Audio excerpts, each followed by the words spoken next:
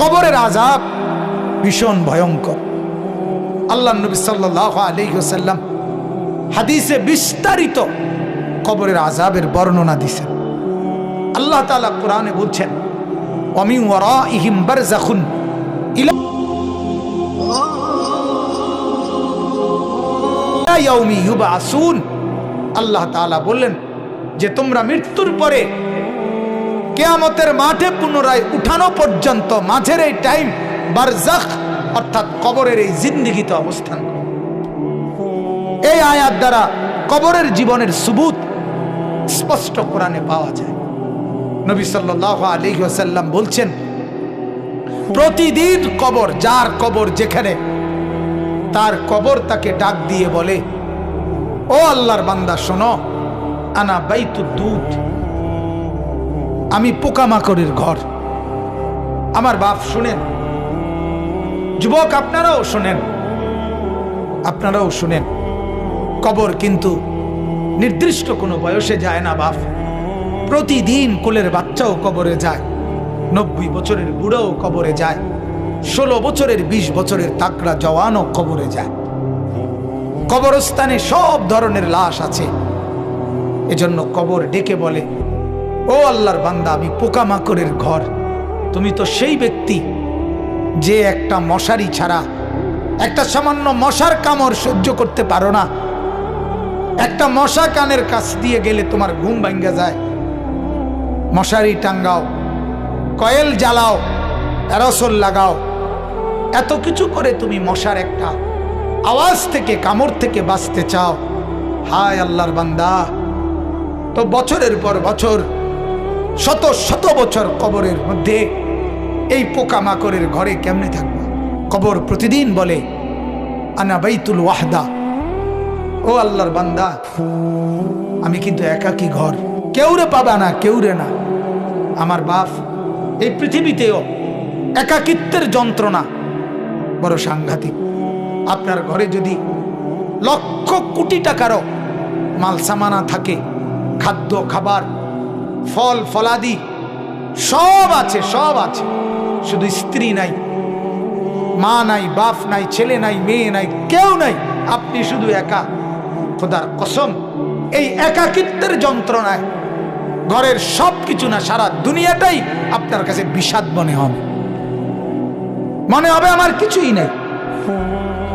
গত বছর আপনারা অনেকে শুনছেন হয়তো, এক ভদ্রলোক, ঢাকার শিল্পপতি, কোটি কোটি টাকার মালিক, গার্মেন্টস মেল ফ্যাক্টরির মালিক, ওই ভদ্রলোক একাকিত্বের কারণে, স্ত্রী নাই, ছেলে নাই, মেয়ে নাই, বিবিও দূরে সরে গেছে, ইউরোপ থাকে, ছেলেও থাকে বাহিরে, মেয়েও থাকে বাহিরে, একটা লোক নাই ফ্যামিলিতে। শুধুমাত্র এই একাকিত্বের কারণে এরকম মোবাইলে লাইভে সারা পৃথিবীকে জানাইয়া, সবার সামনে, সারা বিশ্বের চোখের সামনে এরকম কপালের মধ্যে পিস্তল ঠেকাইয়া নিজের জীবন নিজে দিয়ে দিছে, আত্মহত্যা করছে শুধু একাকিত্বের যত।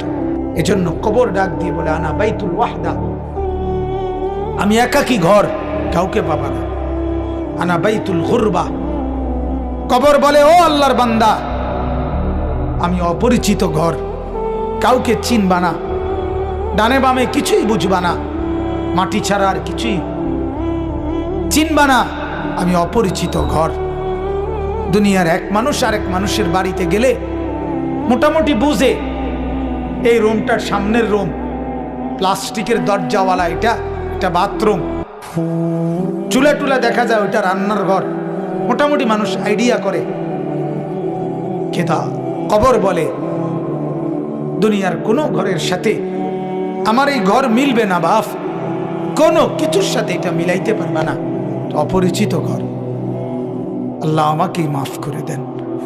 এজন্য বাপ, অনুরোধ করছি, কবরের ফিকির করেন, কবরের ফিকির করেন। সাইয়্যিদুনা উসমান রাদিয়াল্লাহু তাআলা আনহু, হযরতে উসমান নবীজির সাহাবী, উনি যখন কোনো কবরের সামনে দাঁড়াইতেন, তখন তিনি এই পরিমাণ ফাবাকা, কাঁদতেন, হাত্তা ইয়াবুল্লা লিহিয়াতাহু, কাঁদতে কাঁদতে তার দাড়ি পর্যন্ত ভিজে যেত। অন্যরা জিজ্ঞাসা করতেন, ও আমিরুল মুমিনিন, কবর দেখলে আপনি এমন করেন কেন? তখন তিনি বললেন, তুমি জানো না, এটাই তো আখিরাতের প্রথম মঞ্জিল। আউয়ালু মানজিলিম মিন মানাজিলিল আখিরাহ, আখিরাতের প্রথম ঘর, প্রথম স্টেশন। মান নাজা মিনহু, এখান থেকে যে মুক্তি পাবে সে তো বাকি সব ঘাটিতে মুক্তি পাবে।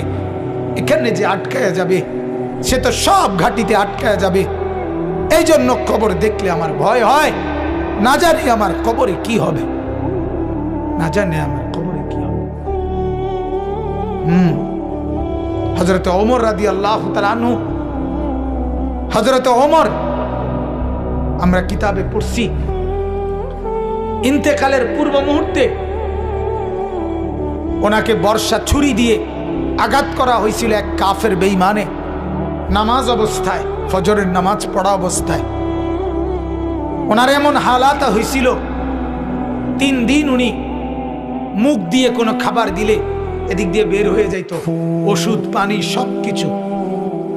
এইভাবে ছুটি দিয়ে গাই দিছে ওনাকে 8-10টা। এরপরেও হযরত ওমর রাদিয়াল্লাহু তাআলা এই অবস্থায় মুমূর্ষ,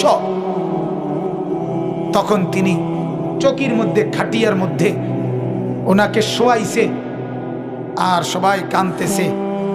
উনি তখন চোখের পানি ফেলে দিয়ে হযরত ওমর তার ছেলে আব্দুল্লাহকে বলছে, আব্দুল্লাহ, আমাকে তুমি চকির থেকে, খাটিয়ার থেকে মাটিতে নামাও, আমি কবরে যাব কিছুক্ষণের মধ্যে, আমারে মাটিতে নামাও। আমার গাল